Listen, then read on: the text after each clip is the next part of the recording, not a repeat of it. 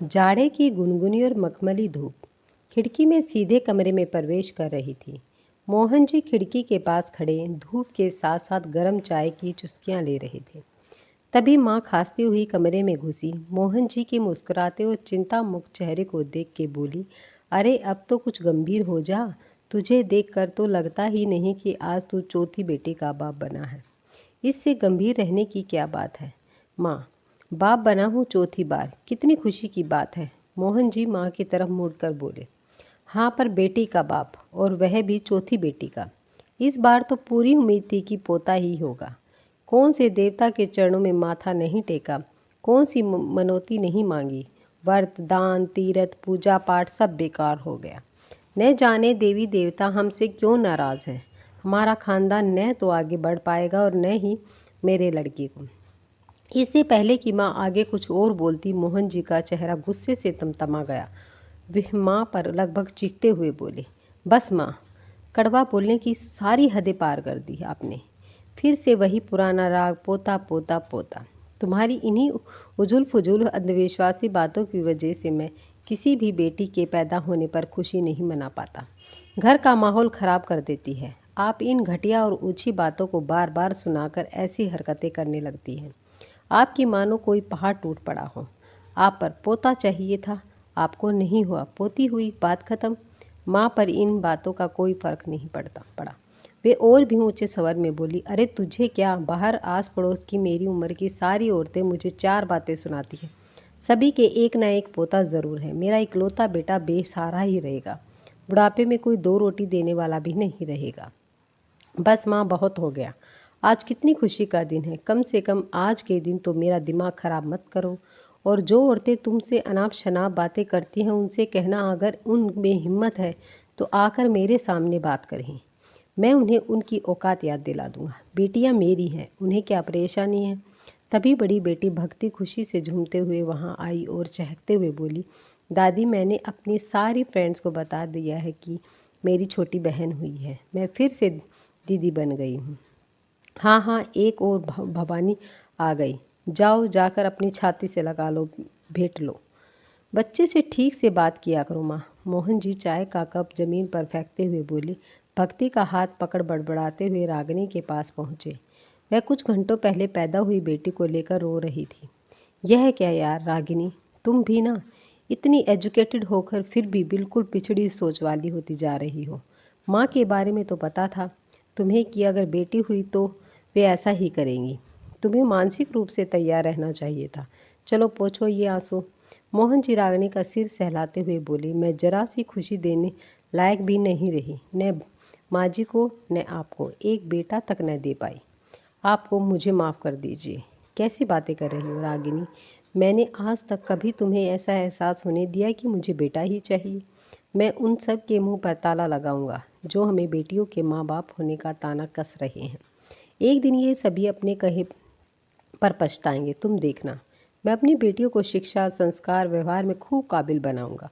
पड़ोसी रिश्तेदार जो तुम्हें बेटी होने पर ताने देते हैं, वे कल हमारी बेटियों के नाम की मिसाल देंगे। सच कह रहे हैं आप? रागिनी आंसू पोंछते हुए बोली। हाँ रागिनी। अच्छा, इसका कोई नाम सोचा है आपने? हाँ, वह तो इसके पैदा होने के पहले ही सोच लिया था। अच्छा, क्या नाम सोचा है आपने? रीति। अच्छा नाम है ना? चारों बेटियों का नाम एक जैसा, भक्ति, दीप्ति, नीति और रीति। कहो कैसा लगा? बहुत अच्छा है, कहकर रागिनी मोहन से लिपट गई। समय तेजी से बीत रहा था। मोहन जी और रागिनी अपनी बच्चियों को लाड़ प्यार से पाल रहे थे। चारों बहनों में हमेशा लड़ाई होती रहती कि मम्मी पापा को अपने पास कौन रखेगा। भक्ति कहती, मैं बड़ी हूँ, इस नाते मम्मी पापा की जिम्मेदारी मेरी होगी।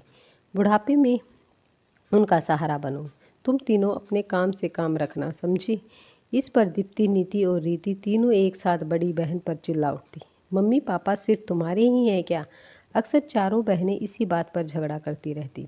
मोहन जी इस समस्या का समाधान निकालते हुए कहते, झगड़ा मत किया करो। हम दोनों तुम चारों के ससुराल में 3-3 महीने रहेंगी। न किसी के यहाँ ज़्यादा, न किसी के यहाँ कम। अब ठीक है ना? तब चारों बोलती, हाँ ठीक है। मोहन जी और रागिनी को चारों बेटियों को अपने लिए आपस में लड़ता देख अपार सुख मिलता। मोहन जी ने अपनी माँ से पूछा, क्यों माँ, क्या तुमने कभी कहीं बेटों को भी यूँ आपस में लड़ते देखा है? अगर वे लड़ते भी हैं तो सिर्फ अपने लिए, अपने माँ बाप के लिए नहीं। माँ गहरी सांस लेते हुए बोली, बेटा देखा तो नहीं, पर ऊँट किस करवट बैठेगा यह अभी पता नहीं। जिंदगी कब कहाँ किस मोड़ पर ले आए पता नहीं। बेटा तुझे खुश देखकर तसल्ली हो रही है। मैं चाहूँगी कि जो इन बेटियों के मुंह से निकल रहा है वही हो। मैं तो बस यही चाहती हूँ कि मरने के बाद भी तुम खुश देख सकूं। पर याद रखना बेटा, घने अंधेरे में अपना साया भी साथ छोड़ देता है। कुछ समय बाद ही माँ अपने दिल में पोता खिलाने का अरमान लिए हुए इस दुनिया से चल बसी। चौथी बेटी रीति को ससुराल विदा करने के बाद रागिनी भी कैंसर जैसी खतरनाक बीमारी से लंबे समय तक जूझने के बाद मोहन जी को हमेशा के लिए अलविदा कह गई। चारों बेटियों की शादी में घर गृहस्थी के सामान, गहने सब कुछ चले गए। बचपन में किए गए अपने वादे के मुताबिक भक्ति ने अपने पापा को अपने पास बुला लिया, पर अपनी सास और जेठानी के रोज रोज के तानों के कारण उसने पिता के सामने अपने हाथ खड़े कर दिए।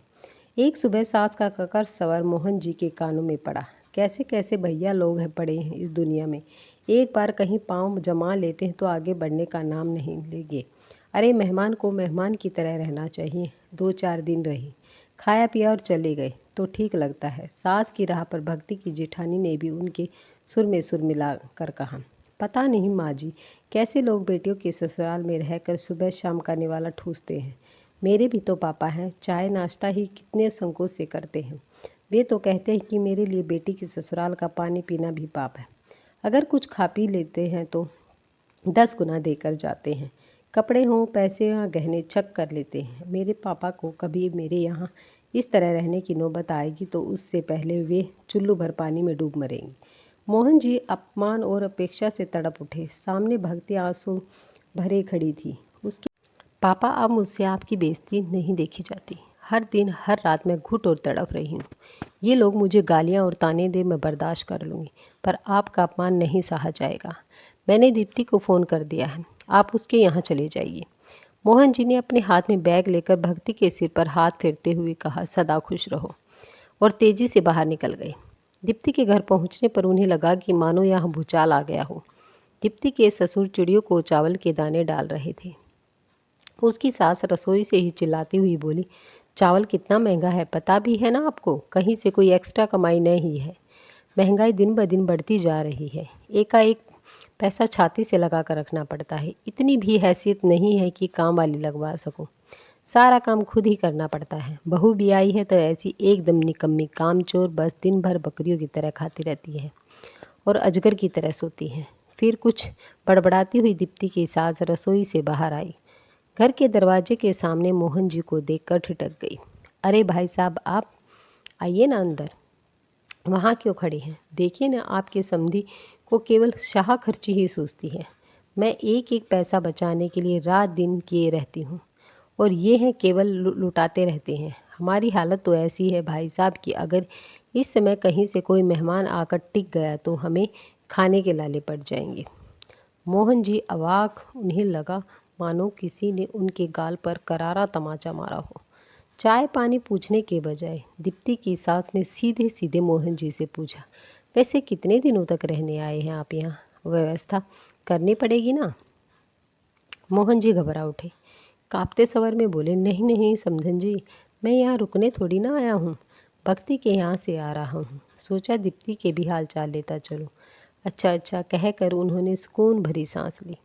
अब उनकी बातों में नरमी आ गई। उन्होंने दीप्ति से कहा, देखो बेटा, तुम्हारे पापा आधे 1 घंटे के लिए आए हैं।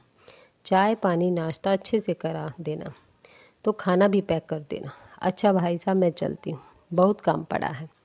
आप थोड़ी ही देर के लिए आए हैं, बेटी से मिल लीजिए। मैं क्यों फालतू की बातों में आपका समय बर्बाद करूँ। हंसती हुई वहाँ से चली गई। कितनी जहरीली हंसी है इस औरत की। दीप्ति की सास भी भक्ति की सास की तरह तेजर्ज है। बड़ी बदतमीज़ औरत है, हमेशा काट खाने को तैयार। न जाने कैसे रहती है मेरी बेटी इसके साथ। बेचारी पूरे दिन चक्कर घिनी की तरह नाचती है, पूरे घर का काम करती है। कैसी स्वस्थ हट्टी कट्टी बेटी विदा की थी मैंने, आज केवल हड्डियों का ढांचा रह गई। मोहन जी के मन ही मन सोच रहे थे। दीप्ति पानी लिए पिता के पास आई। उसकी आंखों सूखी थी। मोहन जी की आंखें भर आई। वे बोले, कुछ नहीं लूँगा बेटा, बस तुम्हें देखने आया हूँ। देख लिया, अब चलता हूँ। उनके निकलते ही दरवाज़ा तेज़ी से बंद करने की आवाज़ आई। शायद उसकी सास ने बंद किया होगा। बदतमीज़ औरत कहकर मोहन जी बेझिल कदमों से आगे बढ़ गए। रात एक धर्मशाला में जैसे तैसे बिताने के बाद अगले दिन सुबह सुबह ही बिना किसी पूर्व सूचना के तीसरी बेटी नीति के यहाँ पहुँच गए। बड़ी चहल पहल थी वहाँ। लोग कहीं निकलने की तैयारी कर रहे थे। पापा को यूँ अचानक देख नीति हैरान रह गई। उसने दौड़कर पापा का हाथ पकड़ा और लगभग खींचती हुई अपने कमरे में ले गई। पापा, आप यहाँ इस तरह कैसे आना हुआ? बस बेटा, ऐसे ही आने का प्रोग्राम बन गया। सोचा चल के कुछ दिन तुम्हारे यहाँ रह लूँ। तुम लोग कहीं जा रहे हो क्या? हाँ पापा, हम लोग आज ही अमेरिका जाने के लिए निकल रहे हैं। 3 घंटे बाद की फ़्लाइट है। मेरी ननद की शादी है। लड़का NRI है। लड़के की जिद है कि शादी अमेरिका में ही हो। बस वहीं के लिए निकल रहे हैं। आपको फ़ोन करके आना चाहिए था। पापा, मैं कहीं आपके ठहरने की व्यवस्था करा देती हूँ। अब आप कहाँ रहेंगे? हम लोग तो जा रहे हैं। कोई बात नहीं बेटा, तुम लोग आराम से जाओ, एंजॉय करो। मैं तुम्हारे घर में रह लूँगा और तुम्हारे घर की देखभाल भी कर लूँगा। नहीं पापा, ऐसा कैसे हो सकता है? इतना बड़ा घर है, एक से एक कीमती सामान है घर में। आपको पता भी है, इस घर के एक एक डेकोरेटिव आइटम 50-50 हज़ार रुपये के हैं। और ये जो पेंटिंग देख रहे हैं आप, लाखों की है। सौरभ इन्हें अपने हाथों से साफ करते हैं। किसी और मेंबर को छूने भी नहीं देते। वैसे भी यहाँ चोरी चकारी अक्सर होती है। और आप ठहरे बूढ़े इंसान क्या कर पाएंगे? आपको तो मारेंगे ही। घर के सारे सामान चोरी हुए तो करोड़ों गए। घर बंद करके जाने में ही भलाई है। यहाँ के चोर लूटपाट तो करते ही हैं, जान भी ले लेते हैं। और वैसे भी हम लोग 3 महीने बाद लौट ही रहे हैं। तब तक आप अपनी व्यवस्था कहीं और कर लीजिए। चाहे तो रीति के यहाँ रह लीजिए। मैं वापस लौटते ही आपको अपने पास बुला लूँगी। मोहन जी का सिर घूम गया। यह वही नीति है जो सबसे ज़्यादा मम्मी पापा के लिए लड़ती थी। ससुराल में सबसे बड़ा वाला कमरा मैं मम्मी पापा को दूंगी। सास ससुर को घर से निकाल दूंगी, पर पापा मम्मी को कहीं नहीं जाने दूंगी। और आज पापा से कहीं ज़्यादा कीमती घर और घर के निर्जीव सामान है। इसी नीति की शादी में घर गिरवी रख दिया था। किसी कीमत पर इंजीनियर लड़के को अपना दामाद बनाना चाहता था, चाहे कितना भी दहेज देना पड़े। थके और लड़खड़ाते कदमों से वे बाहर आ गए। बड़ी उम्मीद और आशा के साथ वे रीति के घर पहुंचे। कम से कम उन्हें यहाँ तो एक कोने में जगह मिल जाएगी। उनकी सबसे छोटी बेटी, सबसे लाडली बेटी उन्हें निराश तो नहीं करेगी। पापा, आपको जब तक रहना है रह सकते हैं, पर आपके रहते विवेक यहाँ नहीं रह सकते। मोहन जी यह सुनकर अवाक रह गए। उनका दिल तेजी से धड़कने लगा। क्यों बेटी? पापा, आपने उनका जो अपमान किया था वे अब तक नहीं भूले हैं। मोहन जी को याद आया, रीति ने प्रेम विवाह किया है, जिसे मोहन जी ने कभी स्वीकार नहीं किया था। विवेक को दामाद जैसा प्यार और सम्मान देने की बात तो दूर, कभी सीधे मुंह बात तक नहीं की थी। मोहन जी ने पत्नी रागिनी ने रिश्तेदारों और पड़ोसियों के कहने पर दोनों की शादी तो करा दी थी, पर किसी रस्म में शामिल होने से इनकार कर दिया था। मोहन जी लंबी गहरी सांस लेते हुए बोले, नहीं बेटा, मैं चलता हूँ। मैं तुम दोनों के बीच कोई तनाव पैदा नहीं करना चाहता, पर जाते जाते एक बात ज़रूर पूछना चाहूँगा। बेटा, कि बचपन में जो तुम चारों मेरे और अपनी माँ के लिए लड़ते थे कि हमें सहारा दोगे, बुढ़ापे की लाठी बनोगे, और आज तुम में से किसी में भी ये हिम्मत नहीं है कि अपने बाप को अपने घर में थोड़ी सी जगह दे सको। रीति के मन में शायद बहुत दिनों से कोई गुबार भरा था। बिना एक पल की देर किए तपाक से थोड़े ऊंचे स्वर में बोली, कहते तो आप ही थे हमेशा कि अपनी बेटियों को कार में विदा करूंगा। बड़े घरों में जाएंगी मेरी बेटियां, रानियों की तरह ठाठ से रहेंगी। क्या हुआ आपका वादा? हमने जो कहा था वह बचपना था। हंसी खेल लड़ाई में कह गए, पर आप तो समझदार थे। जो कहते थे वह कर पाने की हिम्मत थी आप में। सबसे ज़्यादा दहेज तो आपने नीति दीदी को दिया। वह तो अच्छा हुआ कि मैंने लव मैरिज की, वरना दीदी की तरह सास जेठानी की गालियाँ और ताने सुनते दिन बीतता, या फिर दीप्ति दीदी की तरह अच्छा खाने और पहनने को तरस जाती। मोहन जी को मानो सांप सूंघ गया।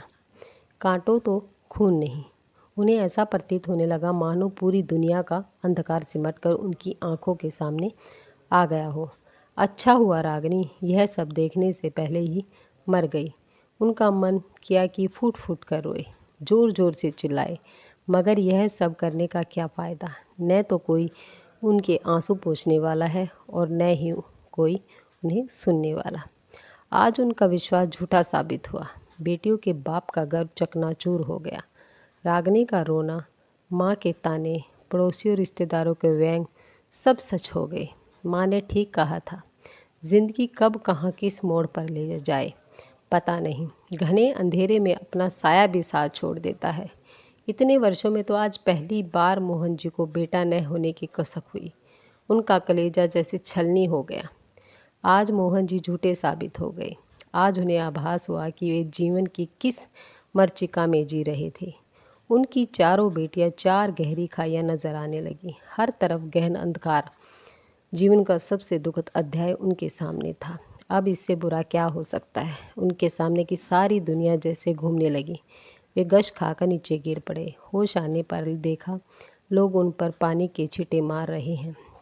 उनके चारों तो बड़ी भीड़ जमा है। उनमें से एक ने पूछा, अंकल जी क्या हुआ आपको? कुछ नहीं बेटा, ऐसे ही चक्कर आ गया। कौन है आप, कहाँ हैं आपको? मोहन जी ने गहरी सांस लेकर कहा, मुझे वृद्धा आश्रम पहुंचा दे बेटा प्लीज़। अगर आपको वीडियो पसंद आई तो वीडियो को लाइक, शेयर और सब्सक्राइब करना ना भूलें।